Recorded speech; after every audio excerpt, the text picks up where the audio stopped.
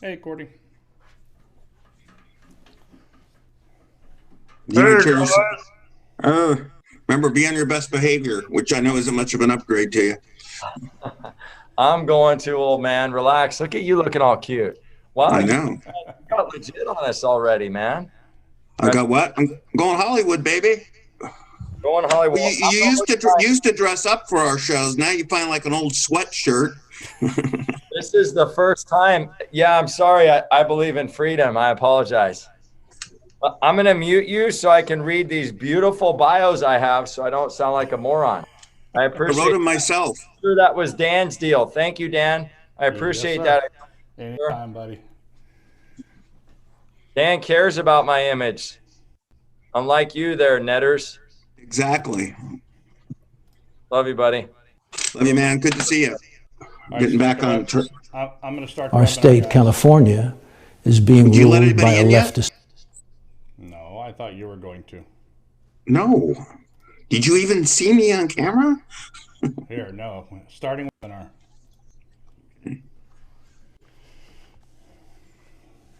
All right.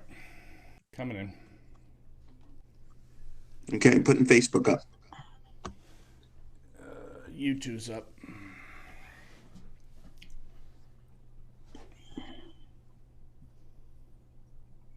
Hey, Mike or Dan, can you guys text me a link real quick so that we can share it on all the groups and FB platforms?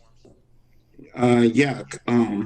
Sorry, Ariel's having some difficulty. No, he usually posts it on. I'd steal his Facebook post. So Yeah, I'm trying to get on Facebook right now. One thing at a time, guys. Okay. We love you, cutie.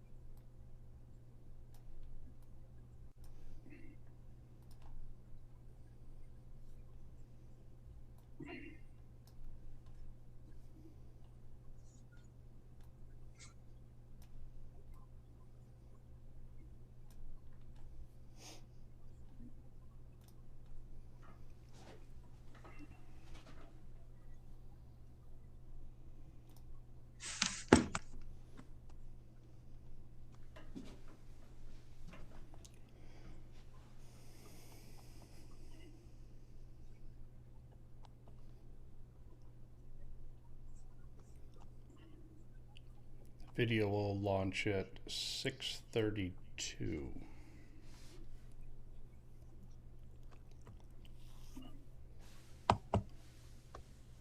Sorry, 6:31.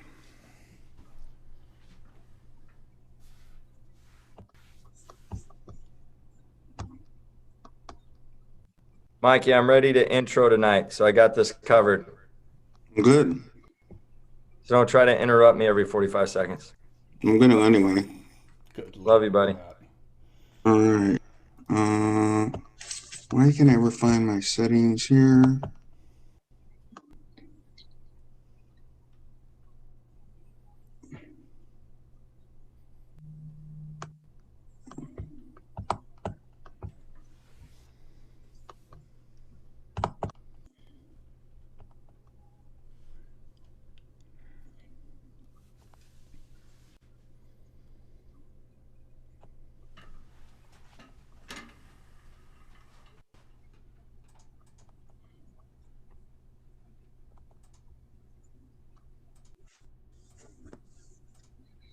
Can you see my post, Mr. Cordian team, on Facebook? Let me ask her real quick. Can you see Mike's post now? Yeah, she's got it, Mike. You're good, Mike. Thanks. No problem.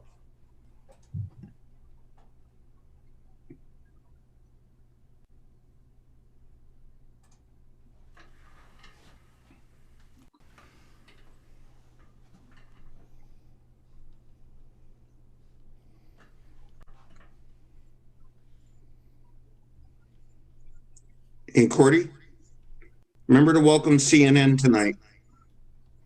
Okay, will do. Thanks, buddy.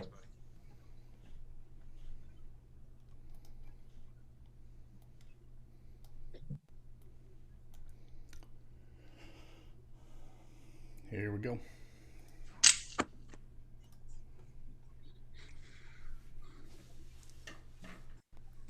Our state, California, is being ruled by a leftist mob. Himself, Governor Newsom, is taking away our freedom, your freedom. He's a disgrace to mankind, he and his relative Nancy Pelosi, who has tried to bring President Trump down. Governor Newsom has destroyed many lives of people who depended on their businesses, and now he wants to shut down again. He is a lie, like all the left that are trying to destroy the USA.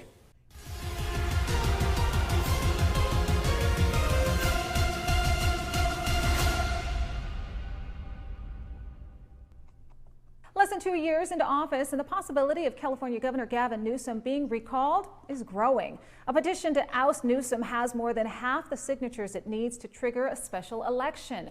According to the Recall Gavin 2020 campaign, nearly 900,000 signatures have already been collected. The Recall campaign needs to have 1.5 million signatures by mid-March to force an election.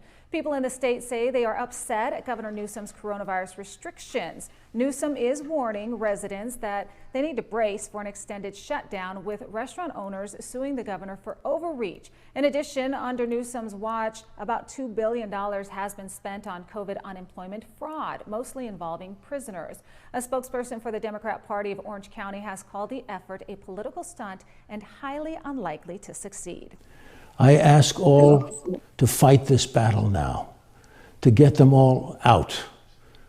I've been attacked by my fellow peers saying I am preaching violence, when the truth is, they all are. The left are burning and destroying our cities. We are willing to fight for freedom, not freedom to burn down our flag, but to raise her up with the glory of this land of the free. This is a step too far. Ognian Gavrilov, owner of 58 Degrees, who is also an attorney, says the latest shutdown was the final straw after spending thousands of dollars on outdoor dining equipment. We did our part, but the problem is our governor decided to change the script without any evidence, without any science, without any reason outside of his own political ambitions. That's why his business, along with Visage Salon, Sparkle Nail Bar, and 4 of his staff members are suing both Governor Newsom and Sacramento County. Not for money, but instead an injunction to stop the stay-at-home order, which he believes are adversely affecting minority-owned businesses who are hanging on by a thread.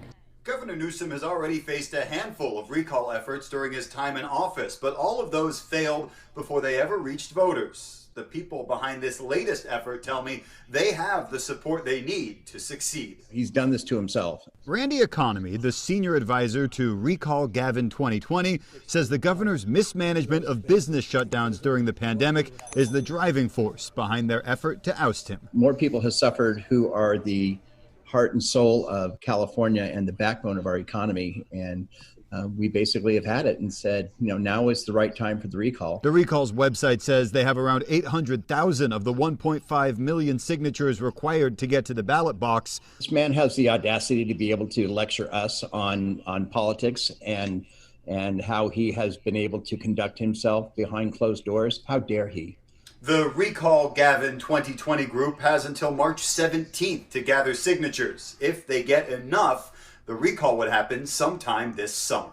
2020 has brought extreme challenges and some missteps for the governor, but the most recent polling, some of which was conducted during and after the French Laundry affair, shows the governor with a 59% approval rating on jobs and the economy.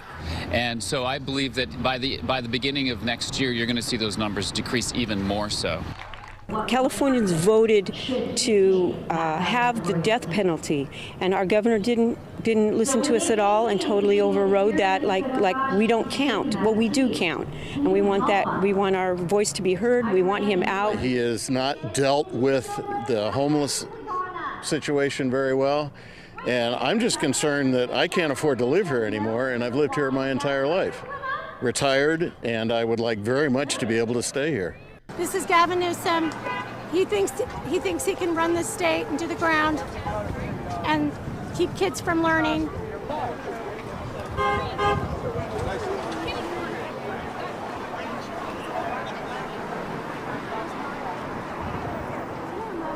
Yeah, we're out here on the corner of Champlain and Cedar.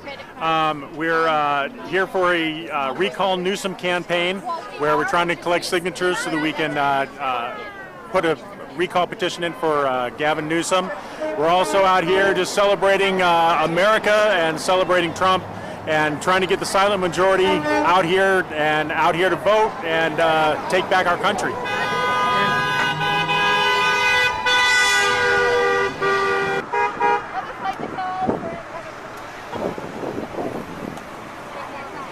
This is an outrage. You know, California has become unlivable. It's becoming a third world country. This is a country that I came from, you know, escaping socialism. Veltmeyer also criticizes Newsom for California's high taxes, even with a multi-billion-dollar surplus. So I've decided to take a stand, and the first order of business is removing a governor who is a political extremist of the worst order. He's going to put businesses out. Like, he's going to be putting mom and pop businesses out of business. He already has. And those that have slightly survived this turmoil are fleeing the state, and even the corporate giants are leaving. It's not sustainable. It's going to end up hurting his tax base is basically being obliterated, and he's being pulled in a lot of different directions. And I think what you're starting to see is that the left, that he's being pulled by the left very far to the left, and it's not working for him. Now, there is, still in California, there is a campaign to remove the governor, Gavin Newsom. And I believe it's gaining momentum. What's the status? Close. So recall organizers say that they have more than half of the signatures that they need for the measure to be put on the ballot, at least. And they have a few months left to collect the remaining signatures that they need. So overall, this effort needs around 1.5 million signatures by mid-March, and that would trigger a mid-year election. Newsom's camp says they only have 800,000, so they still have 50% to go. Now, remember back in 2003, we had the California governor, Gray Davis at the time, recalled, booted by the voters. That was rare, but that was also when you had Arnold Schwarzenegger stepping in. But Newsom, as we know, experiencing the highest disapproval ratings of his administration after being caught at where else but the high-end restaurant French Laundry. Organizers have until mid-March to qualify. The campaign will likely need about $3 million to make it on the ballot. A recall advisor says Newsom's French Laundry debacle embodies his, quote, arrogance of power. There's not one particular reason why everybody is interested in getting Gavin Newsom out as governor. It's a combination of his own missteps, and it's all about him and his record and how he's been just an absolute disaster of a governor for the past year and a half. They're making fun of me. Overexposure. The recall effort aiming to remove California Governor Gavin Newsom is gaining traction. Sean Steele, who helped recall a previous California governor in 2003, says this year the campaign is getting closer than ever. NTD's Zach Lee has more. Sean Steele, a Republican National Committee member, said the campaign to recall Governor Gavin Newsom is very likely to make its way onto next year's ballot. This is in part due to a judge's order to extend the signature collection deadline to March 2021. And with over 845,000 signatures already verified out of the 1.5 million needed. You know, a year ago it was impossible to think about. 6 months ago it was a fantasy. Today it's a reality. So when you're over halfway, and all this publicity and the terrible things going on in California, this is a joyous opportunity for Californians to change their fate and change their destiny. Steele co-founded the recall effort against past California Governor Gray Davis in 2003, which led Arnold Schwarzenegger to be elected.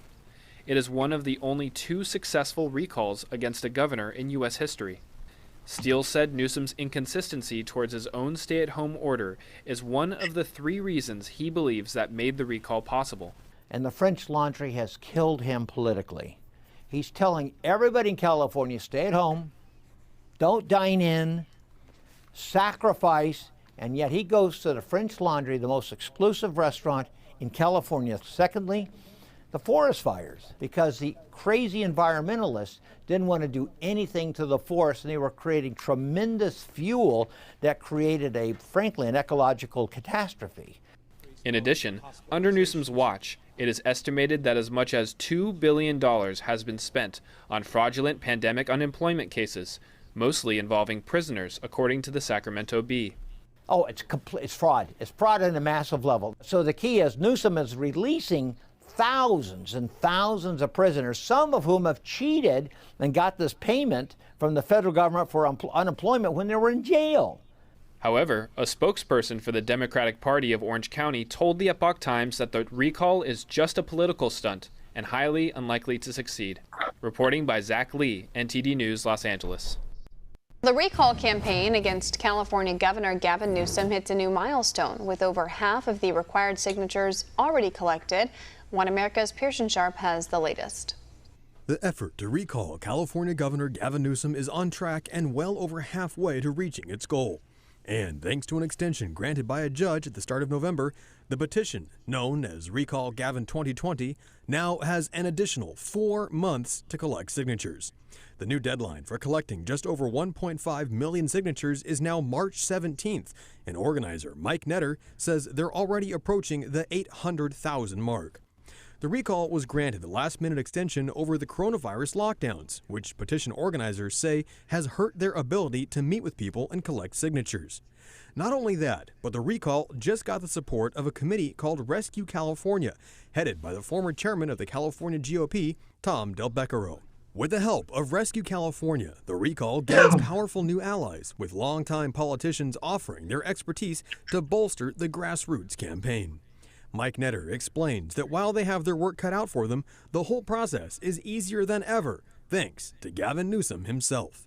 Over the last few months, Newsom has become increasingly unpopular as the first-term governor manages to blunder his way through a disastrous response to the coronavirus. Since Gavin Newsom's been in office, I think there's very few Californians, if any, who could say their life has gotten better. And if you don't like the way life is going now, if we don't call Gavin Newsom, it's going to be headed in the same direction. Tens of thousands of businesses across the once golden state have been forced to close permanently, leaving millions out of work.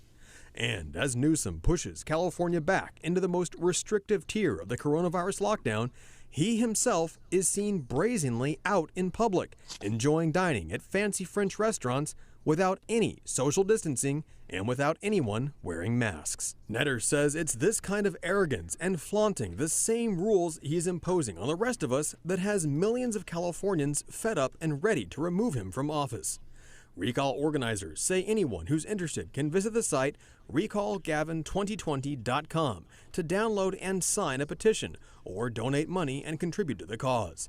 Mike explained that donations go a long way to making the recall effective, and even if you don't live in California, helping stop California's radicalism can keep it from spreading to other states. The effort must collect roughly 2 million signatures to remove the governor. Mike says for simply the price of a postage stamp, Californians could see a new governor in office by next March. But that won't happen unless California residents get active right now. He urged them to talk to their family and friends, to go door to door and talk to their neighbors, and to share the petition far and wide on social media. Sign now. Don't wait. Get out there, sign now, get your friends to sign now. This is a matter, if there's ever been an urgent political matter in the history of California and frankly in the history of the country, act now. We want to get this done now. Pearson Sharp, One America News.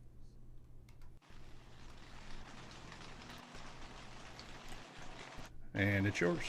All right, guys. My name is Dr. Cordy Williams, hashtag Megaphone Marine, hashtag 1776 Forever Free. Want to welcome you to the weekly town hall and want to welcome our panel. We've got lead proponent Orrin Headley, Mike Netter, Randy Economy, the senior advisor. We're going to have special guest Brad Dacus and Jeff Lee Tote. I think I pronounced that right. Hopefully I didn't destroy that. And we also want to welcome Miss Robin, and we want to welcome CNN tonight. So glad you guys are on. We want to welcome all our viewers as well. Obviously, one petition, one mission. We're trying to get to 2 million. Well on our way. I think The total I heard, and you guys can update, is right around 900,000. So praise God for that. You guys can update us on that in a second. Great seeing all the press due to all the efforts of all these hardworking people on this panel and millions of people across California that's happening. You know, me personally, one of the things I've noticed is just the influx of people that I'm getting into my office. If you guys haven't signed up on Recall Gavin 2020 and you haven't put your on there, I really want to encourage you to do that because, you know, just because of all the traffic, all the publicity that Mr. Netter talked about last week or a couple of weeks ago, I literally have gone from probably 3 or 5 people coming in my office weekly to 20 to 25 that, I mean, they're streaming in. So if your business is out there and one, you want to get more signatures because you're obviously watching this because you believe in our mission, make sure your business is on there because it's a great way to get more foot traffic in your business, but it's also a great way to get Gavin Newsom out of office. So with that, the only thing I'm going to add is a big event coming up in Washington, D.C. on the 6th. I want to encourage you to go out to that event, really in support of democracy in this amazing republic. If you want details about that, you can go to 1776foreverfree.com. And what I'm going to do now is turn it over to Mr. Netter. Hit that mute button. Mike, you got to unmute, brother. You've always liked me better on mute, but what the heck. So hope everybody out there had a great Christmas. We did kind of sort of take one Wednesday off. Hope everybody had a blessed holiday. The best gift of all to me was the fact we've actually cracked 911,000 signatures, and it keeps on rolling in. A lot of news is broken, as everybody knows, in the last week as a national press. And again, welcome to CNN has gotten a hold of this. I just saw in our chat, we're actually featured on Fox News. And when I say we, I mean all of us here. RecallGavin2020.com is the core group of people getting this done. And that's not only those you see on the panel, and we say this all the time, but everybody out there. And most importantly, or as important with the theme of our show tonight, it also includes all of you out there who had your businesses, way that you worship, oppressed. And that's why I'm very excited to have Brad on the show tonight. Before we put you on to give your very intelligent spiel, because we've had you on before and people love you, I'd like to throw it to Orrin a little bit to give us some words of wisdom, or the best he can do at this point. Hey, I apologize for the informal attire today, but I've been on the road literally all day delivering petitions throughout the state. The last couple of days, a week ago or so, we delivered 500,000 petitions to the registrar's offices, and I just ended up distributing about 210,000 signatures today, and that's extremely rewarding. Getting those out to the registrars where they can be counted. We have several 100,000 sitting in the hopper. Like Mike said, we have accounted for 911,000 signatures. And Mike, isn't it just ironic, on today's theme, and in accordance with today's theme, Charles Schwab announced that he's packing up shop and leaving California today. Gee, why is he doing it? And you can just add Charles Schwab to the long list of corporate casualties to this governor's failed policy and the state of California and the hostile environment that has been made here in California for businesses. They're not sustainable here. So those with the resources and the means and the ability are packing up shop and leaving. I think that's a real important point, Orrin, because the newspapers talk about the really large companies that move, and it gets forgotten a lot of the time. Even like when a Disneyland is shut down, there's a whole ecosphere of companies around it that, feed the people that go to lunch, sell the clothing, etc. I also think that you made a real important point that companies with the resources are moving out of California. Most small businesses, or most businesses, period, simply don't have the financial wherewithal to pick up and move. And we have to stop the exodus from the state. If we don't do that soon, again, as it's been said a million times in a million different ways, there's not going to be much of a California left to save. Now, before we jump into the guests, I have some housekeeping that we need to do for our training, for our volunteer training out in the audience. Folks, as you know, the new year is fast approaching. Well, little did we know we would still be circulating this petition during the new year. So on the circulator portion of the petition, there are 3 dates, and those 3 dates end in 2020. So as of right now, you will need to, if you're the circulator, if you're the person who is handing the petition around, having your friends, family, your neighbors, coworkers, or strangers you meet on the street sign the petition, you are the circulator. Anybody in California can be the circulator of this petition if they're over 18. Okay, you don't have to be a registered voter. You don't have to be a California resident in order to circulate this petition, but you do have to be over 18. If you're the circulator, it's very important, you know, that you have to physically cross out the 2020 and write in 2021, or you can write a 1 over the 0, and that would be sufficient. Okay, right now, it's what's very important. And Sue from Hesperia, I really want to thank you for reminding me to mention this tonight. You know, it's very important. There are going to be people out there who want to cut corners. And you can't do that. You can't simply cross out the 1 and then put it in the copy machine and run a bunch of copies off and then, you know, go out there and shortcut that. It has to be in the circulator's handwriting in original ink. And they will pick up on that. We don't want to give them an excuse to throw any of these petitions out because of that procedural error. Okay, folks. So just keep in mind, it's a little extra work. We are seeking clarification from the Secretary of State's office. If we can modify the form at some point, we will let you know if they give us the green light to do that. But until now, you have the option to cross out 2020 and write in 2021, cross out the 20 and write in 21. Before we get to our guest here, again, I want to remind people that business to businesses, we're a big drive to get businesses to collect petitions. And Brad, you can correct me if I'm wrong when I get on the air, but that's kind of a political protest. When you have a petition in your hand, collecting it, walking around the street, I say, welcome to pay the first ticket of someone that gets pulled over for being out and about, if you will.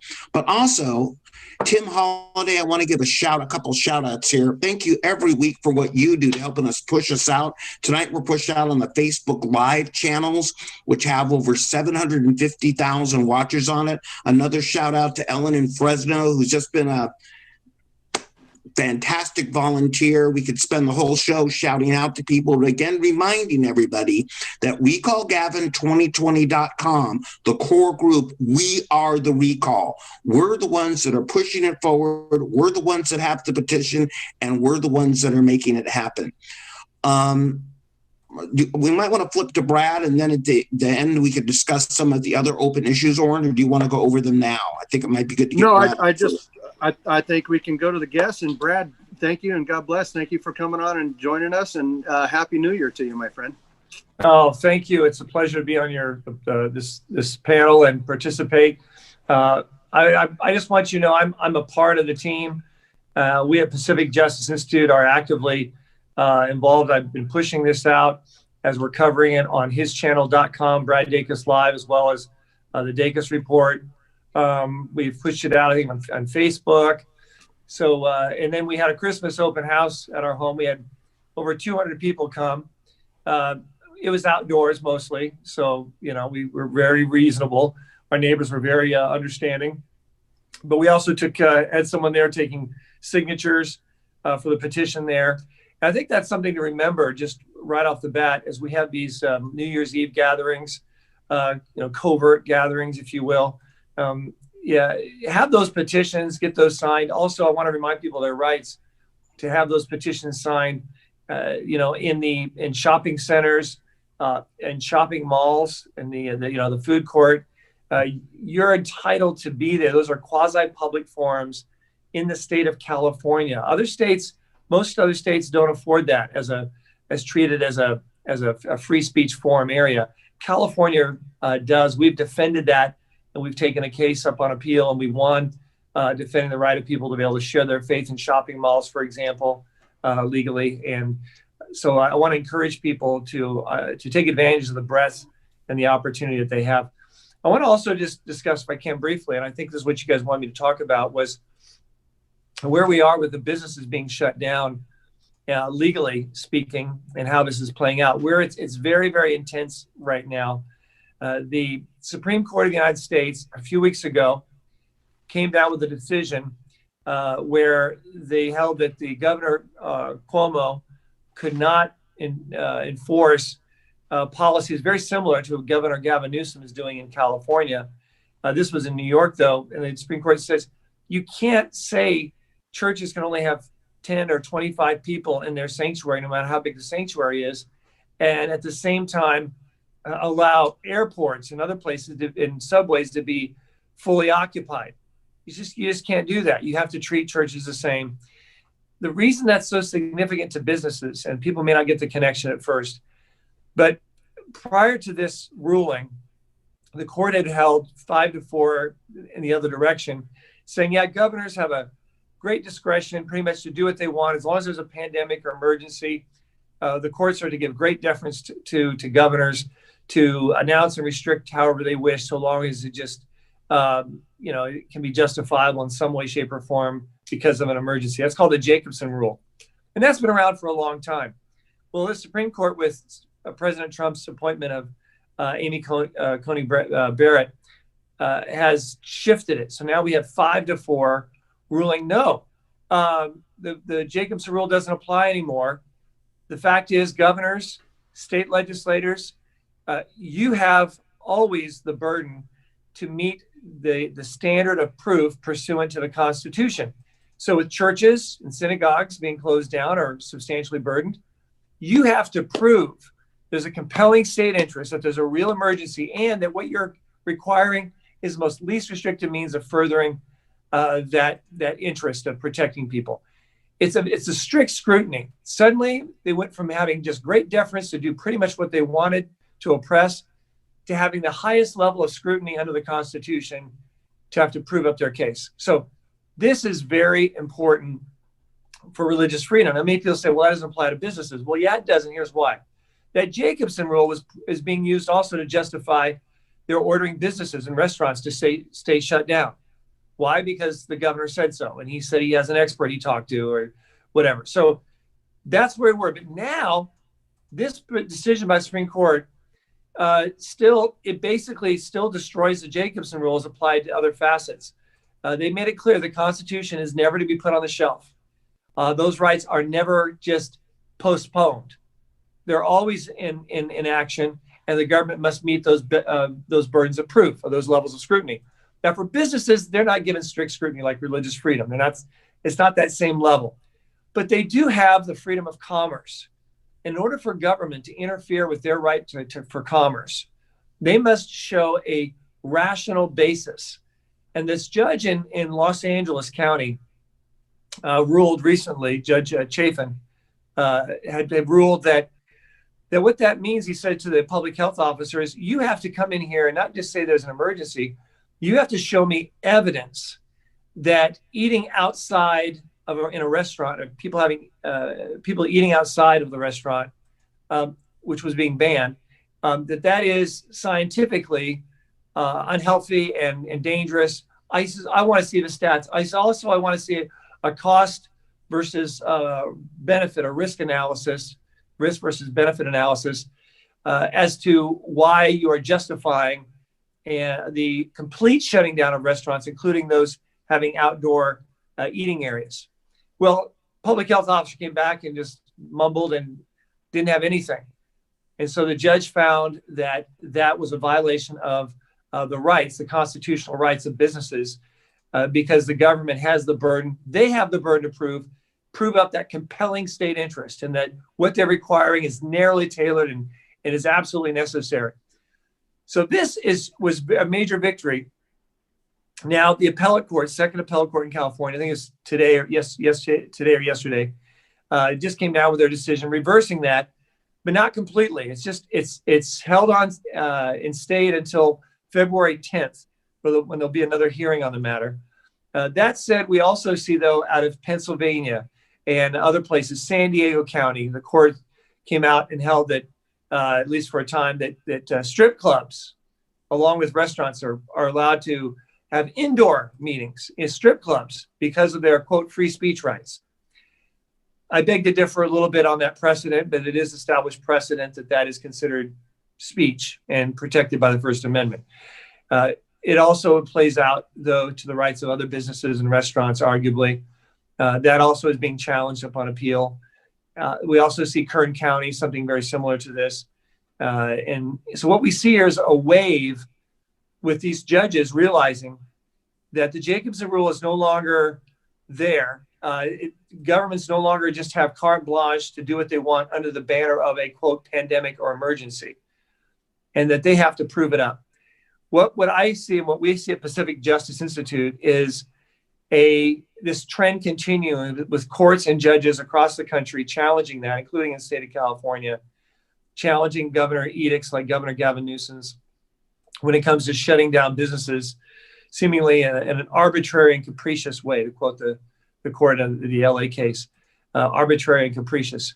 That's not allowed. You have to show and validate and prove up your basis, your rational basis. And since we're talking about an emergency with health and safety, then you've got to be able to show that up with facts and actual information to show that you've assessed it and have regulations that are absolutely necessary and narrowly tailored to the most least restrictive burden it possibly can be on businesses, and yet still adhere to that proven up compelling state interest. So yes, that is actually, that's the strict scrutiny test to actually apply to churches. But for businesses, they have the burden, though, to show and prove up that evidence of a rational basis. So that's what we're looking at right now. We at Pacific Justice Institute are in the process of having a major lawsuit against. We have a number of lawsuits, over 50 cases in active litigation.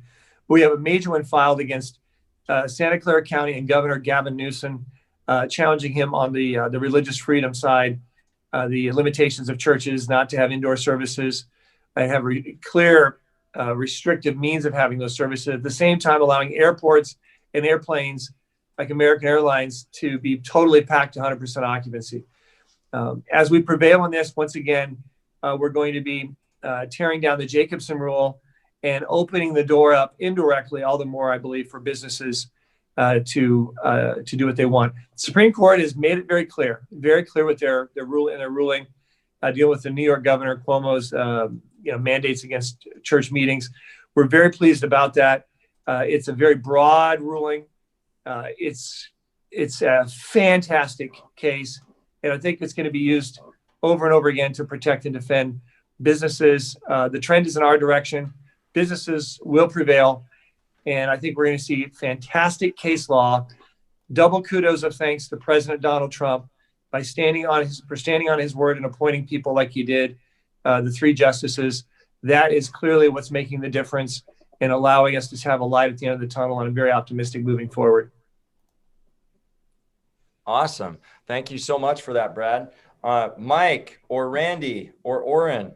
I think I want to, if you don't mind, first off, I want to ask, we've got another guest, Jeff. I'm glad you made it here, that I'd like to flip to.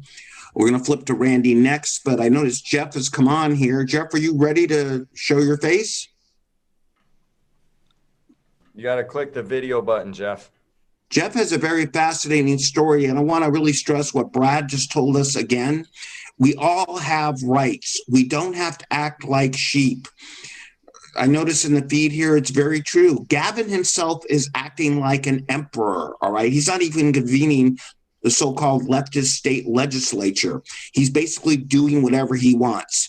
And Jeff, I'm going to jump to Jeff right now because we do try to stay on time for the show. Jeff, I was reading your story today. I'm Mike Netter, and I found that quite fascinating in line with our theme tonight about what you did at your restaurant and how way back in May, a bit ahead of your time, I might say, you stood up.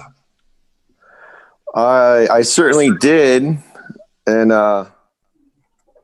it was very disappointing that no one followed my lead, because we wouldn't be here where we're at now. And now we've been through shutdowns. I mean, I'm down, almost 30% for the year.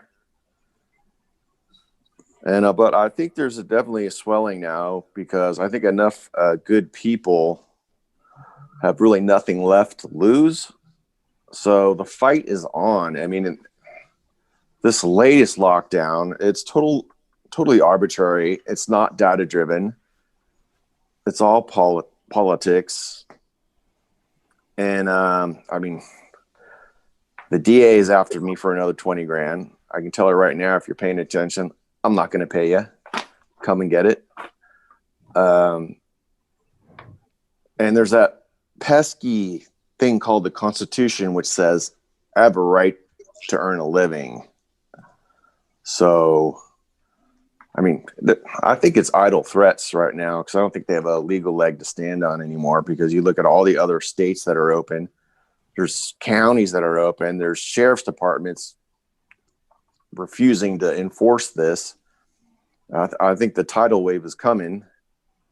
And I ask all my fellow restaurateurs and anyone else, just open up. The law enforcement guys, Carmel PD has been wonderful to me. So every day someone's ratting me out and they have to come over. Hey, Jeff, sorry we're here. It's like, yeah, I know. I'm sorry to put you in this position. And they're, all right, see you later. And they, isn't that the same? Isn't that the same PD that tackled that person that for walking their dog on the beach because the beach was closed down, and they tackled them into the surf? Yeah, but that was back when I was the only rebel in town, and I think they've learned the facts and realized that people's rights are being abused. We do back the blue here with this group. I'm former law enforcement myself. But there is that line that you got to kind of follow as far as following what you're told to do and what you know is right. Right. And I do have a Blue Lives Matter American flag hanging in front of my restaurant. Well, you are absolutely a true patriot, and we, it's heartbreaking to know there's so many businesses throughout the state that are struggling just like you. I mean, you're not alone. Do you belong to a restaurant association or anything like that? How are they treating you if you do? Sort of, kind of, but I'm just kind of the rebel. I do what I want, and they don't. In the past, they really didn't like hearing to what I had to say too much. So I just, I'm a low profile guy. I just run the business, that kind of thing. But, it's you just know when it's time to fight. I mean, the Republic is at stake, friends. Wake up. And Jeff, you bring up an interesting point, too, that I've talked about before. I find it fascinating that the state of California, and yes, you're hearing correctly, revenues are predicted to be up, the surplus growing in the first 6 months of next year. And Brad, I want to toss back to you a little bit and ask a question. I hear this all the time. The ABC comes along, the cosmetology board, they change the structure of the fees. They take the fees up front and they shut down the business. Not all business owners, I get the polite word on the air, is your gumption, Jeff. What can they do? Because they're basically getting hit with more fines, more licenses to stay open and then shut down. Don't pay them. Well, I get the don't pay them, but not everybody, again, is. They kind of feel, I hate to say, strong-armed like the mob. There was one over in Gavin where I live right now that's a video that's gone viral where he's like, seriously? You're walking in as code enforcement. So, Brad, what normally, as a business owner, if you got to take a couple minutes and say, for somebody like Jeff, when code enforcement walks in there, succinctly, you're saying they need to show them proof. The code enforcement people might not. What do you think? Well, as far as the code enforcement goes, they have an obligation to have identity. As far as to physically enter the premises, you can lay claim to your rights to deny their entry. I was speaking at a place, actually, it was an outdoor church gathering in Walnut, California, and there were 5 deputy sheriffs there on our side, ready to defend the church and the gathering from any rioters or BLM or whatever that may try to be harassing, and then the public health officer came, and my instruction to the church leaders was ignore him. Don't give him permission to enter unless he wants to participate. Say only people who want to participate can enter. If you're here for any other reason, you're not allowed to enter, and do not engage with him. Do not, and that's what they did. So I do believe, as we see things progress, like the fines, a lot of fines have been levied against churches, for example. I believe that those churches are going to prevail because of the Supreme Court's decision, which in essence materially brings into question those fines that were levied against churches and synagogues and the like. In the same way, I think businesses at the end of the day may have a similar case to make, a different level of scrutiny, like I mentioned earlier, but still nonetheless have a potential case to make. And but it's been very frustrating to see the public health officers doing one thing while law enforcement is saying something very different. And as we're right now, we at Pacific Justice Institute are actually doing an analysis just for business owners.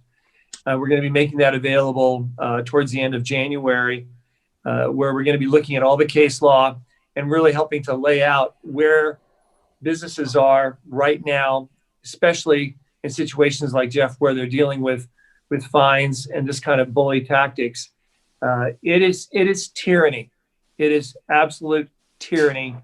It is unconstitutional from our perspective.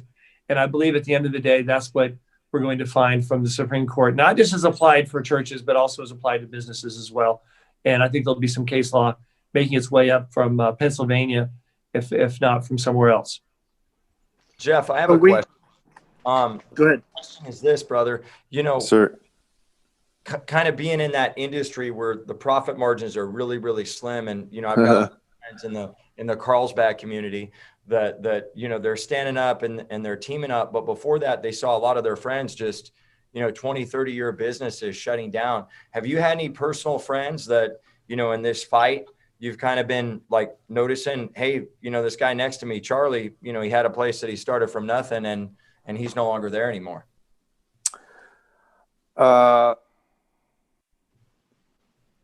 It has happened in Carmel. And again, I'm not real tight with the majority of restaurant owners in Carmel because I love to fight. And in the town, there's a stupid regulations all the time. And I just got the point where I understood that they don't want to hear anything from me. There's a few big guys with a handful of restaurants and they think they like to run the show. But that's a whole different local restaurant political thing. But it's definitely happening. I get people calling the restaurant in the middle of the day and say, "Look, I'm moving to Montana. Good luck." And they just want to tell me their story. But I was born and raised here, and I love to fight. I've been a martial artist for over 30 years. And like I said, you get enough good people with nothing left to lose, you better be careful. And I personally think the whole thing with the DA and myself right now, it's a bluff. I don't think they have a legal leg to stand on. So they manipulated the law. I mean, they listed all these health violations, but what it came down to is that I had unfair business practices, which is, that's reserved for things like if I'm selling you diamonds, you get cubic zirconium. So it was preposterous on its face, but the judge let him get away with it. And I could appeal it. Well, actually, the judge said, well, you're going to go next door, but you're going to get convicted. And the forensic accountants, you have this many people, and so there's 700 violations. It's either going to be $1 per violation or the maximum of $2,500 per 700 violations. You can appeal it, but there's no guarantee you're going to get an appeal, and there's no recourse to get your money back if you're found not guilty. So it was a losing proposition.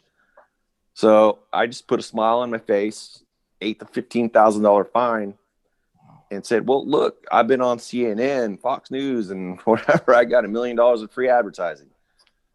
So I don't know. Tyranny is afoot, and people just open. If enough of us open, there's nothing they can do. So, right. Can I comment on that? Yeah. Of course. Quickly. I want to stand by what Jeff just said. And our legal team have assessed our chief counsel, Kevin Snyder. What he said is correct. If the law is only the law to the extent to which it is recognized and respected by we the people to be valid. And if enough people do open, if enough businesses open, we've been encouraging churches at this point, go ahead and have an indoor service. You're constitutionally protected with the Supreme Court decision. The governor can do and say what he wants. At the end of the day, we're convinced you're going to prevail, churches. They're going to fine you, but you're going to prevail because the Supreme Court made it very, very clear what their criteria is and the standard they're using. We're defending a lot of churches right now, all without charge. In the same way, I think the principle applies with businesses. If they open, and if people give business to these businesses and restaurants, like my wife tonight. Tonight we went out. Ate at a restaurant, and there were other people eating at the restaurants. I think as we do that, it puts the prosecution, it puts the public health officers in a very, very weak position. Then they become arbitrary. They're going to just enforce it against one or two and not against others. Are they going to enforce it against all the ones that open up? Which, if everyone opens up, it's going to basically be like the Robin Hood animated show where everyone's behind bars and there's no more tax money to collect because no one's working. So I think what Jeff said is timely. I would not have said this 6 months ago. I'm saying it now. I do believe that now if it would be the time for businesses to exercise their rights, to do so wisely. We're going to be talking about that in our summary. We're going to be coming out with on how to strategically mitigate as much as possible. For example, eating outdoors versus indoors. You want to mitigate as much as possible to make it not quite so squeaky clean for the public health officer or the DA. But now is the time to open, and I agree with Jeff on that. So if I could interject real quick, Mike. Good luck, Ort. Why do you always got to chip in? Because that's our shtick. Welcome to Words and Edgewise between Mike and Orange. Hey, so between what Jeff and Brad had said, it's akin to this recall movement. And I think Michael will agree with me and everybody else on this call that recallgavin2020.com team is invoking the power of the people. And it's, the old adage, they can get one of us, but they're not going to take us all. And it's, the herd mentality or the stampede mentality. Okay. We need to create that stampede that they just have to get out of our way. And we're invoking the power of the people. It is what this country was founded upon. And they might be able to come after one of us as the little guy, but when we all stand together, there's nothing they can do to defeat us. If I may, I may add, I'm officially shut down by the health department. 2 ladies came yesterday and put a big sign on my door. You're closed. Well, I'm still open. And they came again today. And now, of course, threatened me with a permanent revocation of my health license. And I could just tell the two girls, they were 20 something. They didn't want to be there. I was very polite, very nice to them. And I said, I apologize for having to put them in this position. And they're like, yeah, we know. We're just doing our job. And the ABC guy came too. They're threatening me with the ABC. And this was the same guy that came the first time. They tried to use the threaten the ABC license trick. And they're looking around, what the heck are we doing here? And they're all Trump voters. We're talking. I'm really shooting the whatever with them. And we don't want to be here. And it was the same today. A guy came today and, hey, Jeff, how you doing? He shook my hand. He gave me some little 2-page health something or other guidelines. And he said, I apologize. Good luck, man. That was the ABC. So I'm just telling you, everyone is watching this and has a restaurant. Open up. Open up and put one of our petitions on your counter. Yes, and have it available I have it. for people to I've sent sign. you gazillions of them, and people are calling on the phone all day. Is it you can sign at the tuck box to recall Gavin Newsom? I'm like, yes, sir. Come on down. And I'll tell you what, and maybe Brad can answer this for us. And it goes back to Mike's earlier point. Brad, if he is carrying the petition inside his business, is that not an official government protest?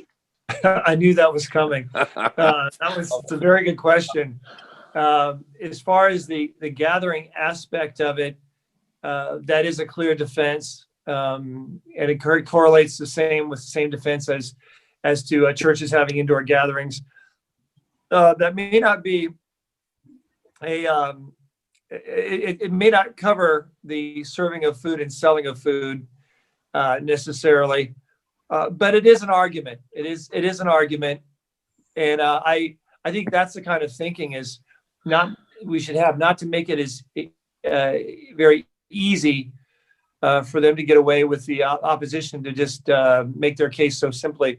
Like I say, factors, having outdoor eating instead of indoor is a mitigating factor. It's the judge in Los Angeles County just slammed the LA County for outdoor eating. As far as indoors, I think having the protest, having the petitions, I think that's a good aspect of it. You can say, this is a protest dining event, and here's the petitions, and that's that kind of thinking I think could be very helpful in moving forward. And but as far as health and safety measures, be implemented acts in every way, shape, and form. Distancing, masks, etc., to the extent to which you can. Those are all mitigating factors that we should be employing to make it easier for you to have a stronger case, and also to make you less likely to be targeted. Mike, I have one more point to make before I yield the floor. Okay, and were you finished? I didn't mean to cut you off, Brad, but I had to get in before Mike did. No, that's fine. Go ahead. And hey, so just so you know. What's that? Well, I know you guys are having fun. It's 7:24, just so you know. Okay. I'm going to keep this real short, but it ties it back to the recall, and this goes for Jeff and everybody else on the call. In the governor's own words, and I quote Governor Gavin Newsom, from his governor's podium, given instructions to people how to avoid contact with our federal agents and how to avoid contact with ICE and how to basically abscond in our country. If they don't have a warrant, you don't have to open your door. If they don't have, you have to know your rights, Jeff.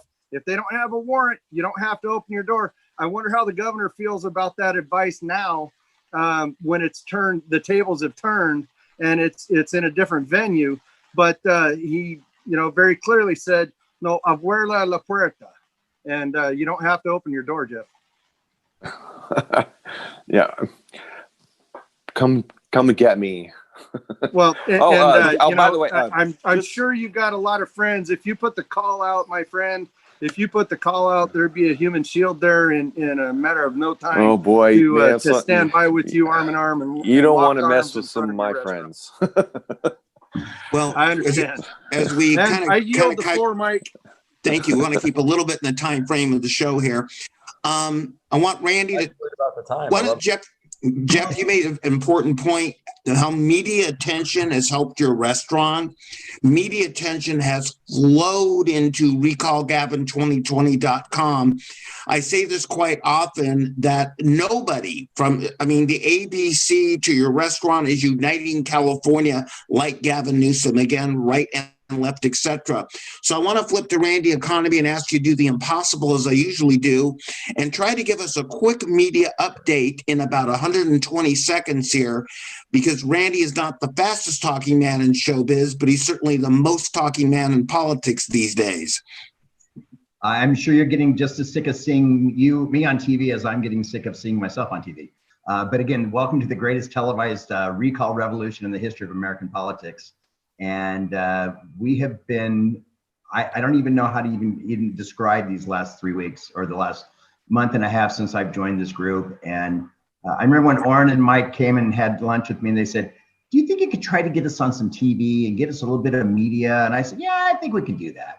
I am not over exaggerating, because I've kept a list. We have done in the last 2 weeks more than 350 interviews, just our core group, just the three of us, to talk about this recall and this massive movement.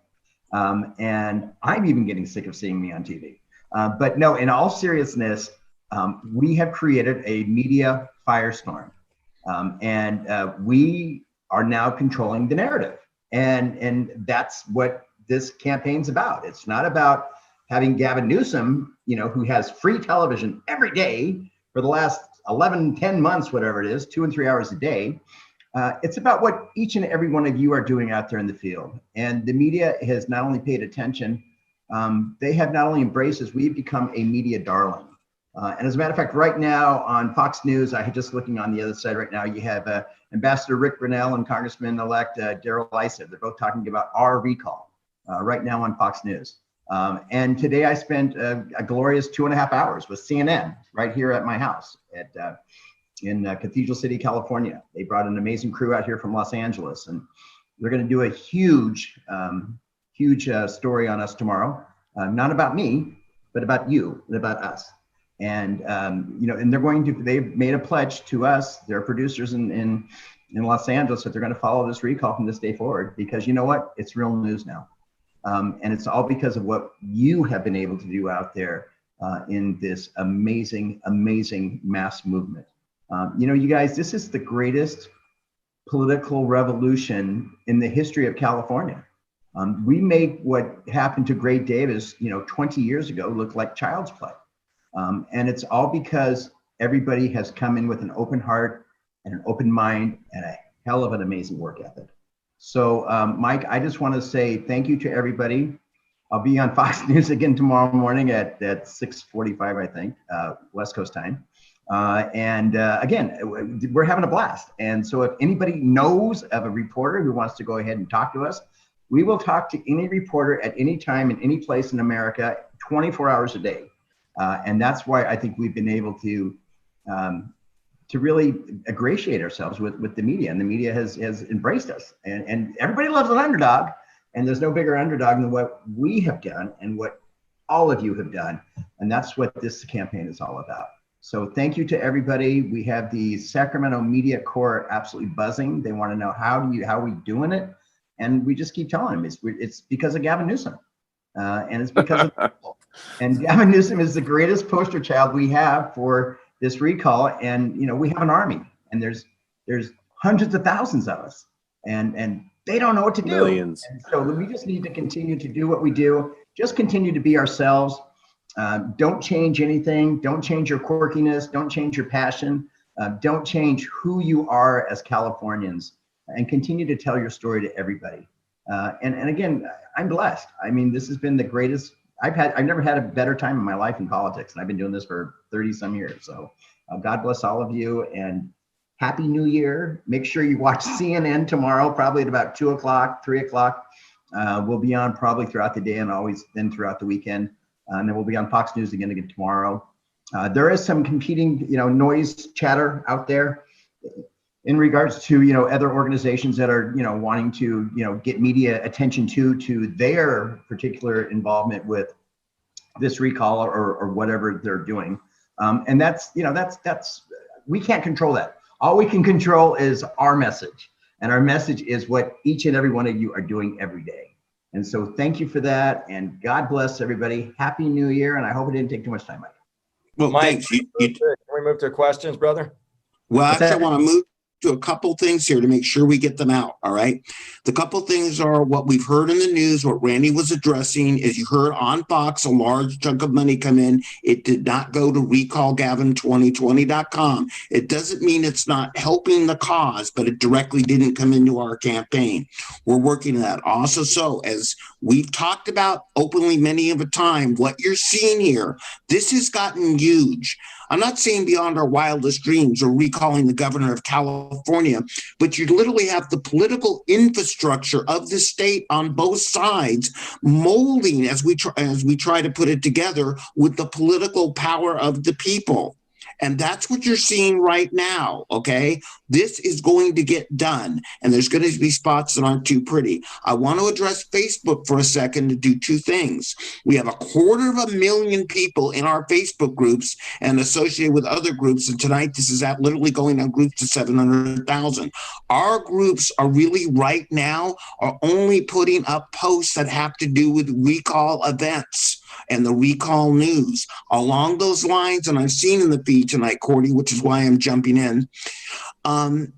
The 6th, what Cordy's talk about, Washington, D.C., those same similar events that I'm speaking at. One happened to be in Southern California in 2 places and in Sacramento. In the 9th, there's one, I believe, in Riverside. On New Year's Day at the Rose Bowl, this just in, we're not having a Rose Bowl or Rose Parade this year, but there is a protest of sorts. Go out, send people there, collect signatures. Again, that's what the Facebook groups are going to be focused on right now. Social media has been a core part of our strategy since the beginning. Now, we've got about 2 minutes for questions, Cordy. Why don't we try to get to a couple of them? Somebody was asking for the hate mail, but I guess we're we're not going to do that tonight. I'm in too good a mood. I wrote down a second ago, guy. Such a disappointment. That is a real disappointment. I just have to say, I've had enough hate mail. This is probably for you, Oren. They're wondering, they're asking some more questions about where to change the 2020 to 2021, and if there's a specific spot to do that where it needs to be done universally or just on the bottom, or what have you. If you want on every individual form, there is 3 dates on the bottom. It's in the circulator portion, and you will have to handwrite in the correct date over the date that we had put on there, 2020. Duly noted. I hope that answers the question. No, that's totally clear. Randy, did you find any other ones I missed? Somebody asked a question in regards to people who've gotten petitions at their houses. Did that come from our group? Maybe Oren wants to answer that question. Let me grab that one. There's petitions out there asking about Carl DeMille. Carl DeMille's changed an address on the petition. He is shipping them to us, so we're aware of that. We're trying to get that fixed. The petitions which are mailed to the House were mailed by a different group, different agendas slightly, but the petition is all the same petition. So I don't want it, online doesn't count. Just get that across to everybody. Yeah. Online doesn't count. RecallGavin2020.com. Everything is begot from there, goes into one bucket to take back California.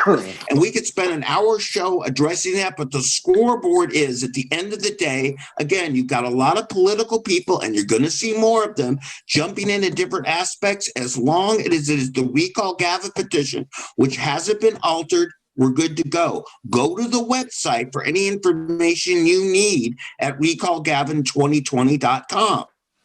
I have one other quick question here. Evelyn Eunice wanted to ask Randy, will CNN slant their coverage to favor us or Newsom? You know, CNN and every other media outlet that we talk to every day ad nauseum, it's not about slanting the story, it's about telling the story. And all we can do is be our genuine selves and give all these media outlets what they want. And we can't control the media, but we sure can go ahead and control our narrative. And that's what we're trying to do at the very, very best as we can. But thanks for that question. Awesome. And just back to Mike's point, as far as the form goes, the one way people can tell if it's the authentic recallgavin2020.com form, on the very bottom of the form, there's an address to mail it into. That is P.O. Box 417030 in Sacramento. You got it. Cordy's going to be at some events. We're going to be back again next week. I want to add one fact, especially for the press that's listening tonight. I know we see on the feed too that California's turned blue, and I'd like to say, hold that thought for a minute. I heard back in the Gray Davis days, right, way back when I was alive, believe it or not, that there was 41% Democrats and 34% Republicans. And so hence today, looking at the statistics, we must have gone blue. No, the reality is this. Today, there's 43% Democrats. They've gone up by 2 percentage points. Great. 24% Republicans. Huh? Here's the problem. I've said this before. Much of the state has simply not caring anymore. It's gone NPP, all right? You haven't seen the Democrats leap to 60%. And again, we're not about Democrat, right or left. We're about fixing the state of California. So I do want to end on this note. I said this before. Whether you're right, whether you're left, whether you're NPP, get the word out there. We're all Californians, and whatever business you're in, we have to take our state back, and that action can be taken by recallgavin2020.com, something we can do today to change California in the future of our state and our country. I'm done. Have a nice night. Recall Gavin 2020. Happy New Year, everybody. Happy New Year. Happy New Year. Thanks for having me on, guys. 2021, baby. Let's do this. All right. Recallgavin2020.com. Isn't that amazing? Woohoo!